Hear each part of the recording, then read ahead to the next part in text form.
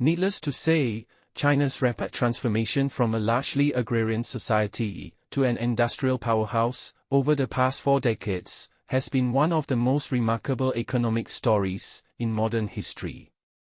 Its period of rapid development offers a rich tapestry of lessons for developing nations seeking to emulate China's success story.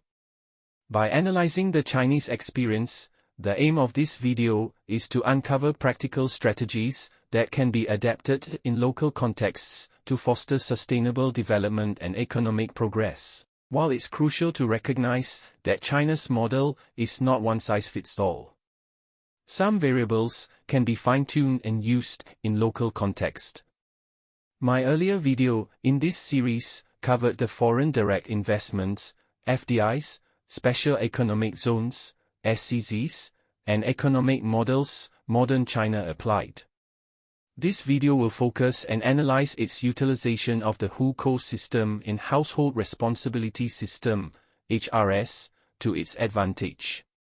The successful application of these variables, however, depends on local contexts, such as local governance, cultural factors, and economic conditions. Central to China's historic transformation is the Hukou system, a household registration policy that dates back to ancient China. However, the Socialist Soviet Union system served as a model for the modern Chinese version of the Hukou system from the 1950s. Initially designed for population control and stability, the Hukou system became a powerful tool for economic management, enabling the Chinese government to execute its ambitious economic strategies. Similar system is used in all countries throughout the world, but in varying extent and magnitude. Yes, including in the West. Some use it to determine access to public services, such as education, healthcare, housing, or welfare benefits, based on federal state-provincial system, funded separately, based on the registered place of residence. Some use it to control voting rights, based on the registered place of residence. Some use it to control affordable housing policies. Basically, these systems and/or policies tie access to services, voting and economic opportunities to residency or location.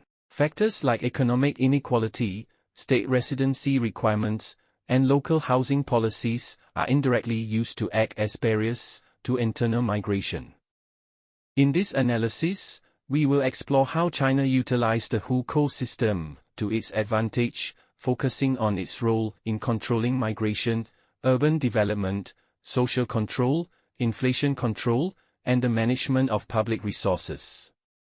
These elements were paramount for China to pursue its economic goals, including industrialization, urbanization, and global integration. The Hukou system was established in 1958 as a means of managing the distribution of resources and controlling internal migration. It essentially categorized the population into 2 main groups: urban Hukou holders and rural Hukou holders. This system imposed limitations on where people could live and work based on their Hukou status, which is inherited from one's parents. In the early years of communist rule, this system served as a tool to control the movement of people from the countryside to cities. Urban Hukou holders had access to a range of social benefits, including education, healthcare, and food rations, while rural Hukou holders were largely confined to agricultural work in the countryside. At its core, the Hukou system was designed to prevent mass migration to the cities, ensuring stability in urban areas and maintaining agricultural knowledge and production in rural regions. As China began opening its economy in the late 1970s, under Deng Xiaoping's economic reforms, the country's leadership recognized the need to mobilize labor for its growing infrastructure and manufacturing sectors. However, they recognized that uncontrolled migration could lead to social instability, overburdened cities, and a collapse in rural agricultural production. The Hukou system became a mechanism for balancing these concerns while supporting rapid industrialization.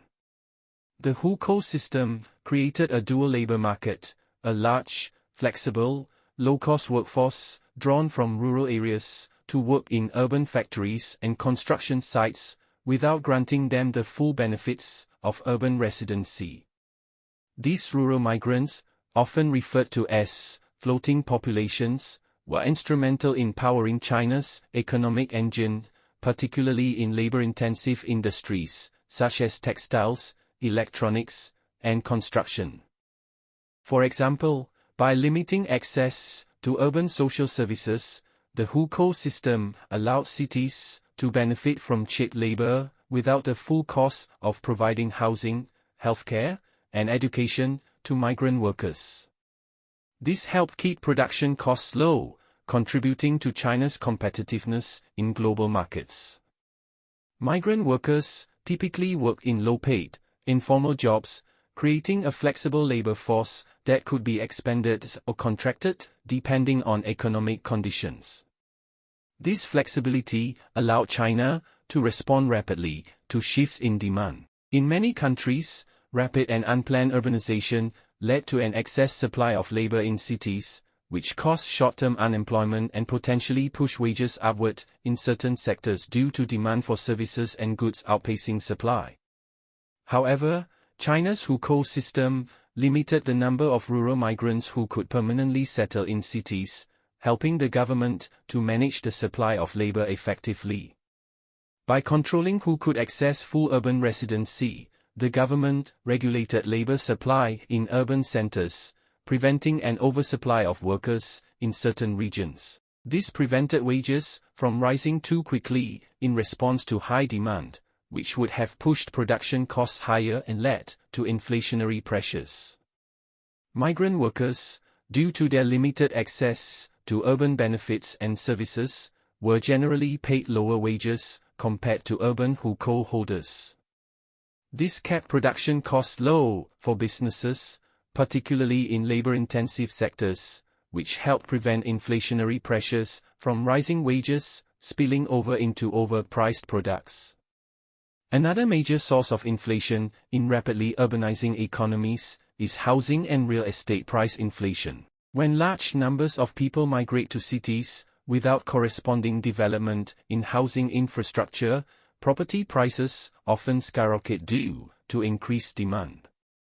Many developing nations experienced chaotic urbanization that led to overcrowded cities, strained infrastructure, and inflation as cities struggle to meet the demand created by a sudden influx of people.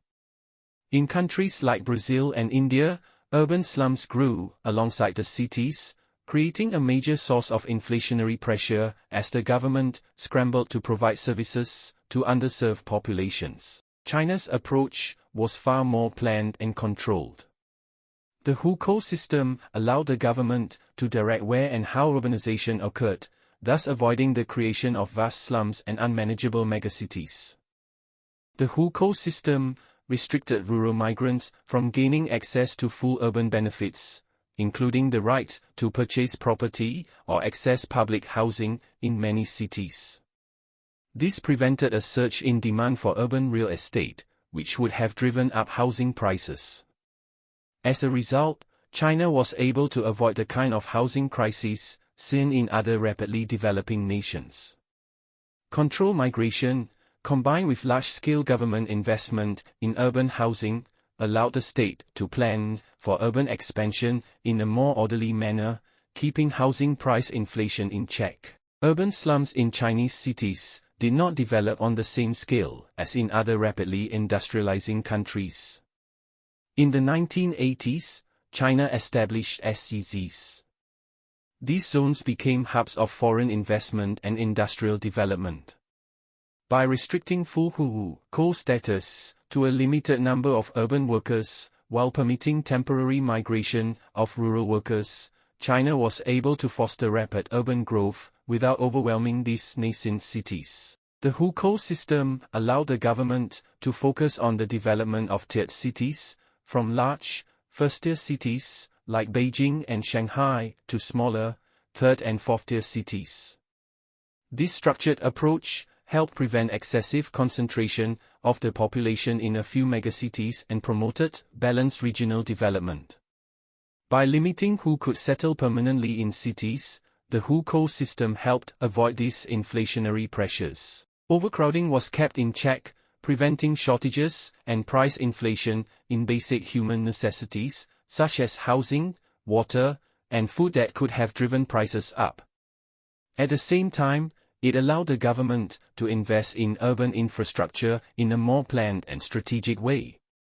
China could allocate resources effectively to match the population growth in urban areas, ensuring that basic services, like transportation and healthcare, could expand without creating price spikes. This enabled the government to concentrate resources on smaller populations in urban centers, improving the standard of living in cities and promoting a middle class that could support further economic growth.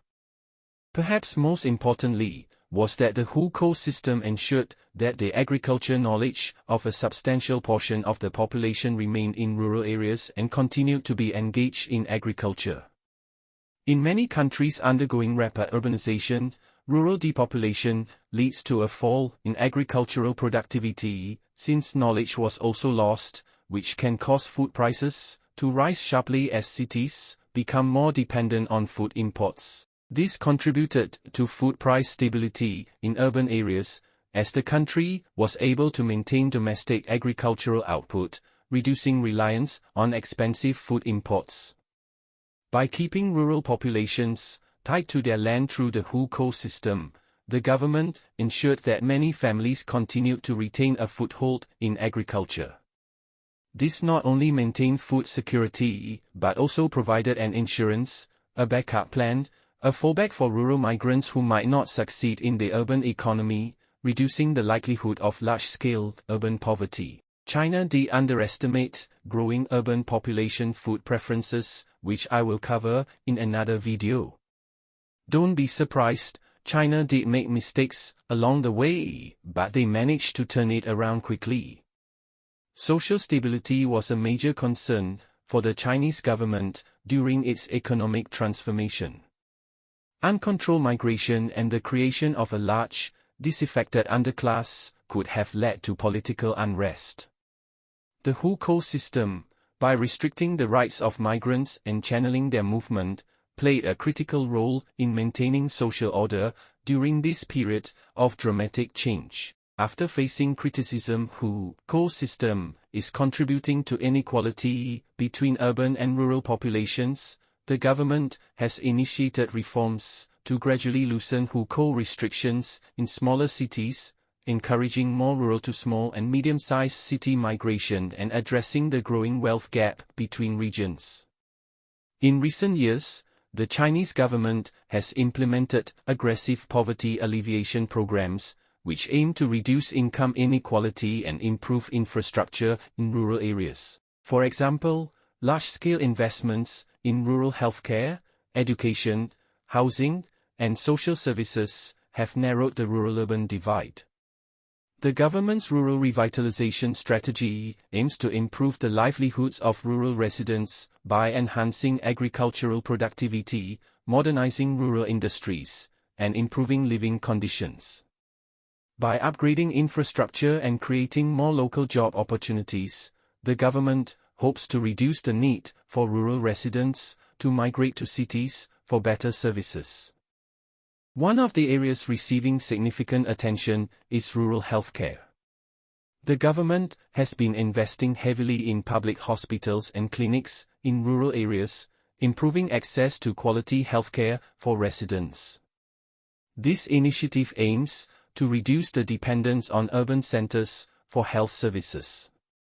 Efforts to improve education in rural areas, such as raising teacher salaries and investing in better facilities, are designed to provide rural children with similar opportunities to those in cities. Better education access will reduce the incentive for families to migrate to cities purely for schooling, as previously.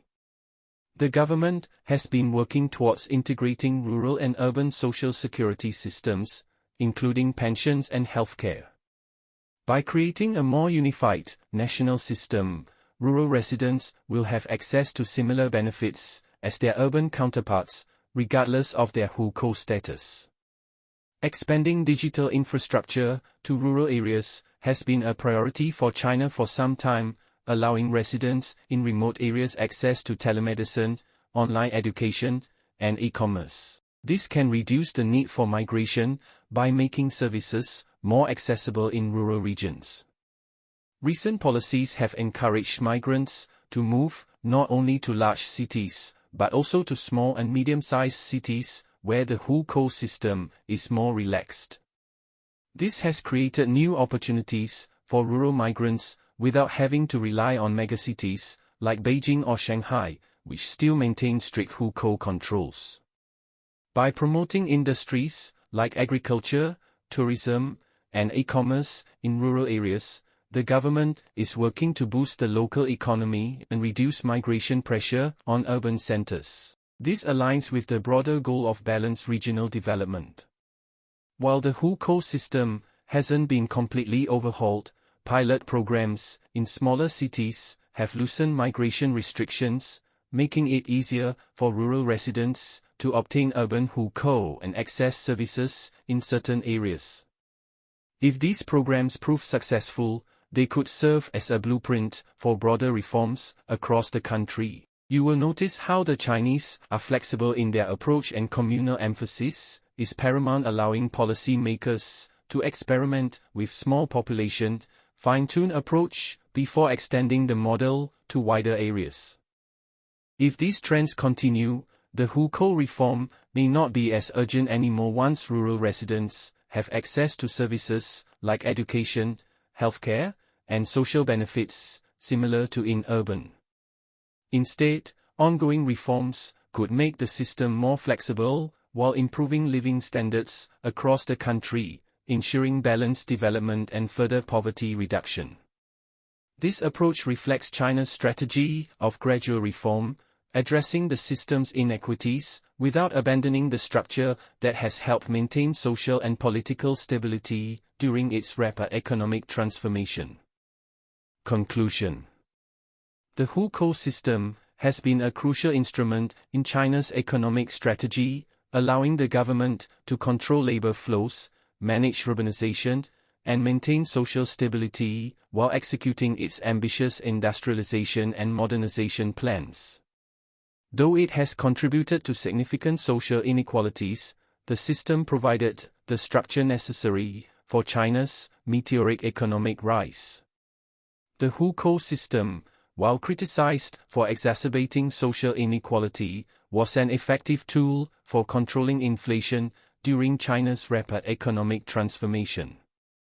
By regulating migration, managing labor supply, preventing real estate bubbles, and sustaining agricultural productivity, the Chinese government was able to prevent inflationary spirals that often accompany rapid urbanization and industrialization.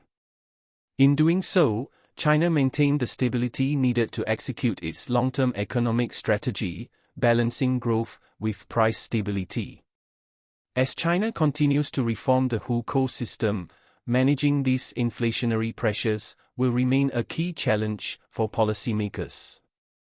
The future of the Hukou system will likely involve further reforms as China seeks to address its evolving economic and social challenges. China's Household Responsibility System, HRS, introduced in the late 1970s and early 1980s, was one of the foundational reforms that underpinned its successful transition from a planned economy to a market-oriented system. It played a central role in modernizing China's agricultural sector, boosting productivity, yield, and laying the groundwork for broader economic growth. As China moved towards rapid industrialization, urbanization, and integration into the global economy, the HRS became an essential tool for driving rural development, alleviating poverty, and setting the stage for ambitious economic reforms. Let us explore how the Household Responsibility System, HRS, was utilized by China to support its economic growth strategy, focusing on its role in agricultural reform, rural development, labor migration, food security, and capital formation, and how it helped the country pivot to large-scale industrialization and urbanization. Before the introduction of the HRS, China's agricultural sector operated under a collectivized system, or commune system, established in the 1950s. Under this system, farmers worked on collective or communal-based farms, with agricultural output controlled by the state. The communal farming system, however, proved to be inefficient and plagued by poor productivity, bureaucratic mismanagement, and food shortages. This inefficiency culminated in devastating famines during the late 1950s and early 1960s. In response to these failures, China introduced the household responsibility system in 1978, starting as an experiment in Anhui province. The new policy allowed individual households to lease land from the collective while retaining a portion of the output for their own consumption and sale, provided they fulfilled state quotas. This represented a decentralization of agricultural decision-making and gave farmers incentives to increase productivity, which significantly transformed the agricultural sector and rural economies. China's household responsibility system, HRS, represented a significant reversal of Stalin's collectivist agricultural philosophy, which had heavily influenced China's earlier approach to farming under Mao Zedong. One of the most significant ways the HRS contributed to China's economic growth strategy was by radically improving agricultural productivity. By shifting the responsibility for farming from large collectives to individual households, the HRS unleashed the entrepreneurial potential of millions of rural Chinese farmers. Within just a few years of the HRS's implementation, agricultural output surged.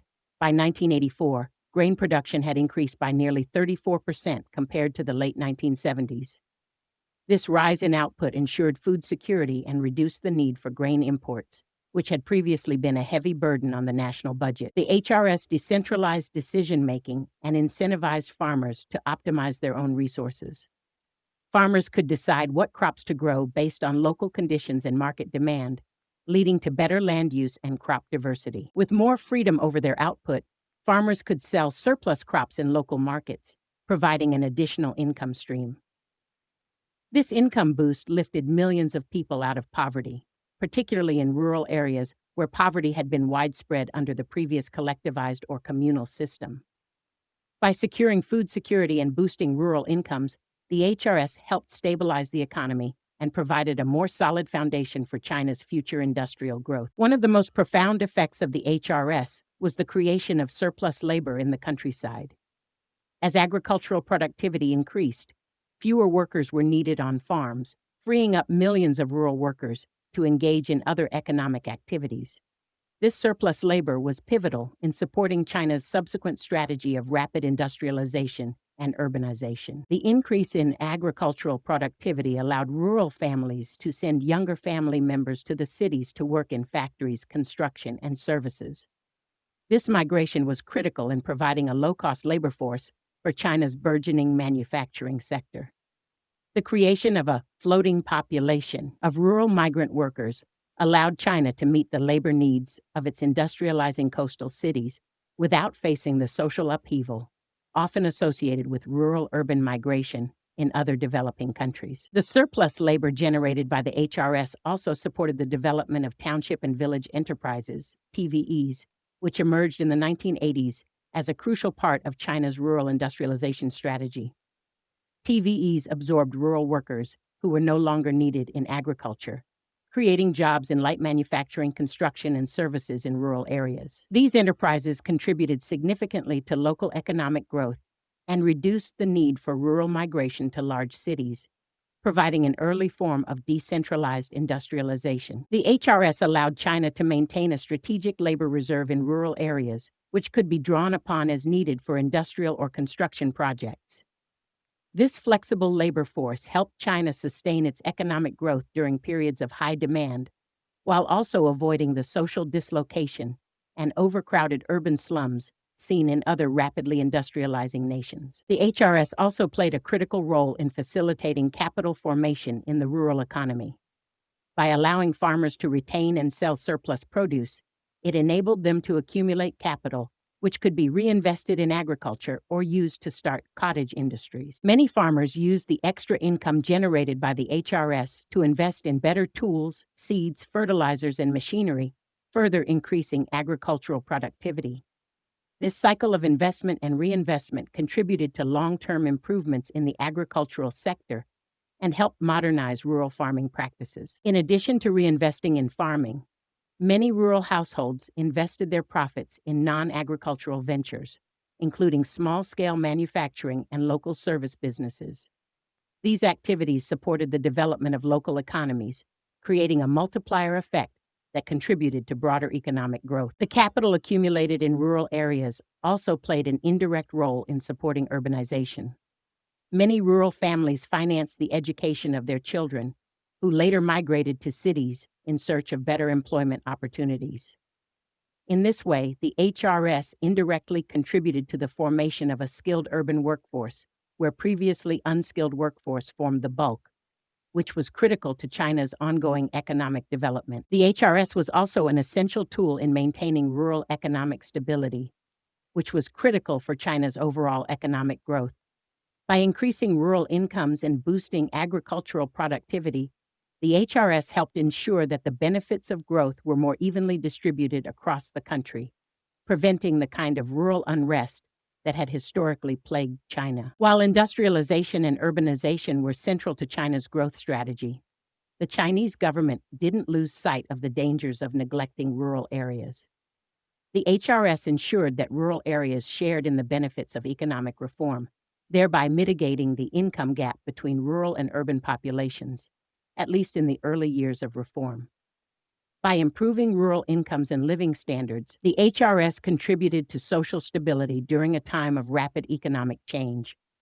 The government's ability to prevent large-scale rural unrest was key to maintaining the political environment necessary for sustained economic growth. The success of the HRS in revitalizing the agricultural sector and boosting rural incomes provided the Chinese government with a solid economic foundation upon which to pursue more ambitious economic reforms.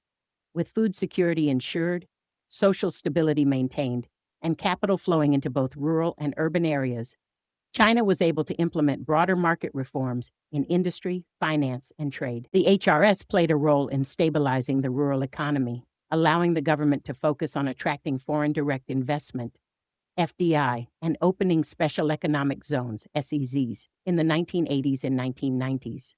The resulting influx of foreign capital and technology further fueled China's rapid industrialization and export-oriented growth. The HRS's success was a key element in China's long-term growth strategy.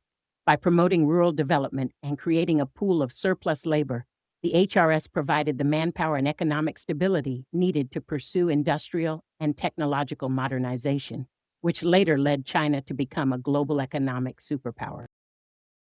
Next, let us explore how HRS was utilized to ensure food security, reducing dependence on food imports, stabilized food prices, and achieved a higher degree of food self-sufficiency, minimizing food imports. It even was nimble enough to meet the changing food preferences of urban population and support rural-urban food supply chains. HRS played a crucial role in feeding China's population with minimal food imports, keeping food prices stable, and even enabling the diversification of agricultural production to meet the changing preferences of the growing urban population. Before the HRS was introduced in the late 1970s, China struggled with low agricultural productivity under the collectivized system, resulting in food shortages and heavy reliance on food imports, especially grain. The introduction of the HRS transformed the agricultural sector, significantly increasing food production. One of the immediate impacts of the HRS was a sharp increase in grain production. Under the system, individual households were given the responsibility of cultivating specific plots of land, and they could keep the surplus after fulfilling the state's quota. This gave farmers direct incentives to maximize yields, leading to a substantial rise in grain production, particularly rice, wheat, and maize. Between 1978 and 1984, grain output increased by nearly 34%, allowing China to meet its domestic food needs more efficiently and significantly reduce its reliance on food imports. Once farmers were given more control over their land and could keep surplus production after meeting state quotas, the situation changed. However, simply redistributing responsibility wasn't enough. The government also facilitated access to modern farming methods that helped farmers boost yields over time. Here's how yields were increased through various methods. along with how farmers were trained and supported in modern agricultural practices. The initial rise in yields after the introduction of the HRS was largely due to motivation and effort. Once individual households were responsible for their own land and could profit from their labor, they had strong incentives to maximize output. Farmers began caring for their plots more intensively, ensuring better irrigation, weeding, and soil management. Farmers often put in more time and effort under the HRS because they stood to benefit directly from increased production.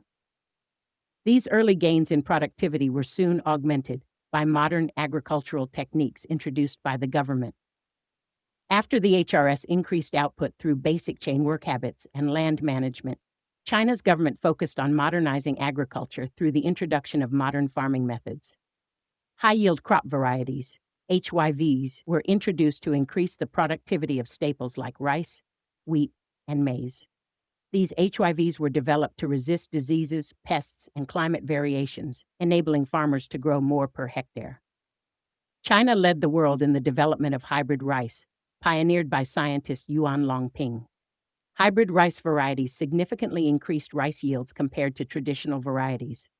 By the 1980s, hybrid rice was widely adopted in China, leading to major gains in rice production. The use of chemical fertilizers was one of the key factors driving yield increases. Farmers were encouraged to apply nitrogen, phosphorus, and potassium fertilizers, which significantly enhanced soil fertility and crop productivity. Pesticides were also widely adopted to combat pests that had previously reduced crop yields.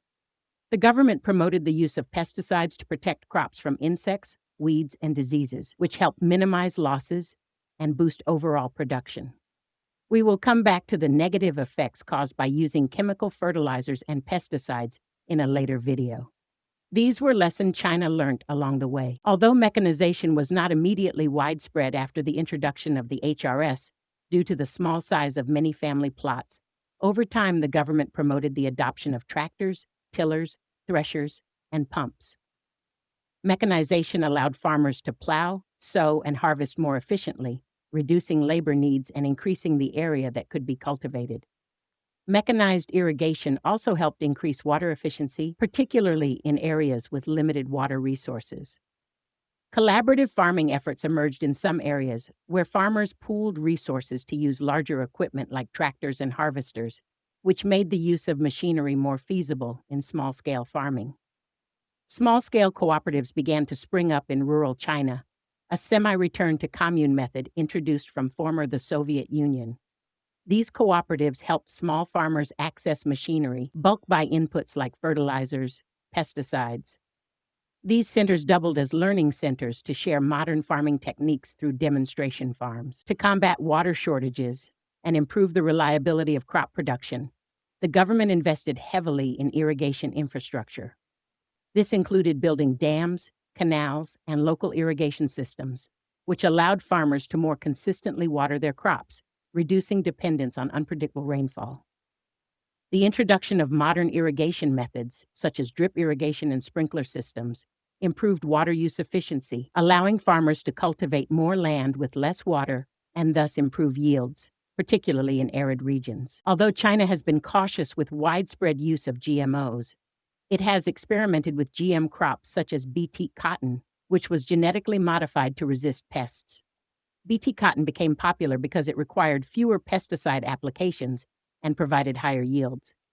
Research into GM food crops such as corn and rice is ongoing, though large-scale adoption of GM food crops has been slower due to regulatory and public concerns. For modern methods to be successfully adopted, farmer training and education were critical.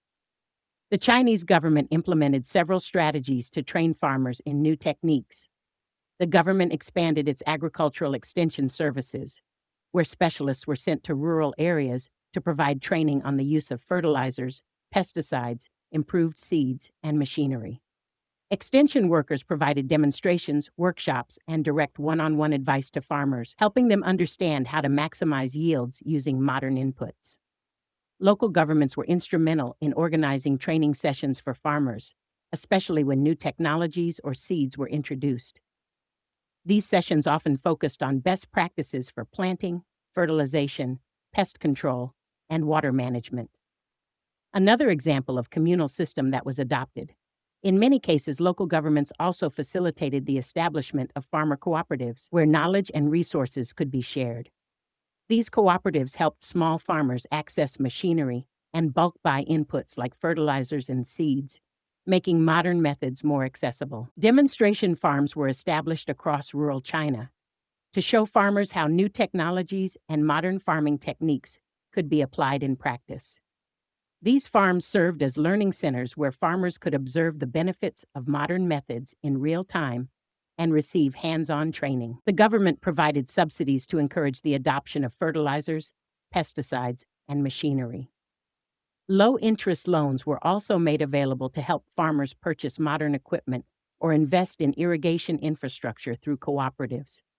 In the 1980s and 1990s, TV and radio programs focusing on agriculture were widely broadcast. These programs were designed to educate farmers on modern farming practices, market trends, and government policies. Many farmers also learned through experimentation. Under the HRS, they had the freedom to try new techniques, crops, or inputs without interference from collective management. Successful practices spread rapidly through word of mouth among farmers in villages, creating a form of peer-to-peer knowledge exchange. Like highlighted earlier, while modern agricultural methods greatly improved yields, they also brought some challenges.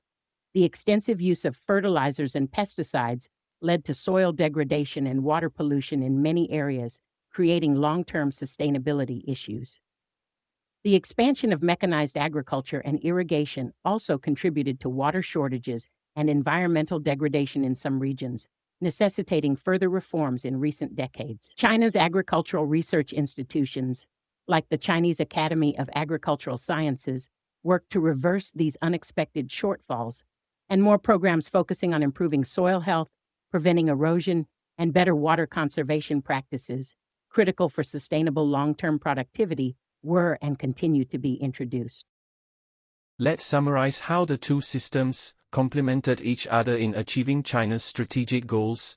The Hukou system and the HRS work together in a complementary way to help China achieve its broader economic strategy.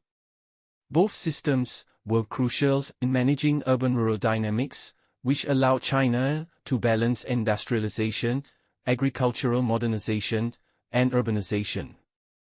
It's fair to say that they performed a kind of tango in sync, each system reinforcing the other's objectives. The HRS increased productivity in the countryside, preventing food shortages and supporting a growing urban population. Meanwhile, the Hukou system limited unchecked migration, making sure that rural areas did not lose too many laborers to cities, which could have resulted in declining agricultural output. The HRS created surplus rural labor by increasing agricultural efficiency, while the Hukou system managed the flow of labor to cities. The Hukou system ensured that these workers didn't overwhelm urban infrastructure or settle permanently in cities, maintaining social stability and cheap labor for China's industrial sectors. The HRS ensured economic development in rural areas, reducing the pressure for mass migration to cities. Meanwhile, the Hukou system controlled the pace of urban growth, making sure that cities did not become overburdened with migrants seeking full urban residency and social services. The HRS laid the groundwork for industrial growth in rural areas through township and village enterprises, TVEs, while the Hukou system ensured that labor could be efficiently mobilized for both rural and urban industrialization projects. This created a balanced economic development strategy that supported both urban and rural growth. Let's summarize how the two systems complemented each other in achieving China's strategic goals. The Hukou system and the HRS work together in a complementary way to help China achieve its broader economic strategy. Both systems were crucial in managing urban-rural dynamics, which allowed China to balance industrialization, agricultural modernization, and urbanization. It's fair to say that they performed a kind of tango in sync, each system reinforcing the other's objectives. The HRS increased productivity in the countryside, preventing food shortages and supporting a growing urban population. Meanwhile, the Hukou system limited unchecked migration, making sure that rural areas did not lose too many laborers to cities, which could have resulted in declining agricultural output. The HRS created surplus rural labor by increasing agricultural efficiency, while the Hukou system managed the flow of labor to cities. The Hukou system ensured that these workers didn't overwhelm urban infrastructure or settle permanently in cities, maintaining social stability and cheap labor for China's industrial sectors. The HRS ensured economic development in rural areas, reducing the pressure for mass migration to cities. Meanwhile, the Hukou system controlled the pace of urban growth, making sure that cities did not become overburdened with migrants seeking full urban residency and social services. The HRS laid the groundwork for industrial growth in rural areas through township and village enterprises, TVEs, while the Hukou system ensured that labor could be efficiently mobilized for both rural and urban industrialization projects. This created a balanced economic development strategy that supported both urban and rural growth.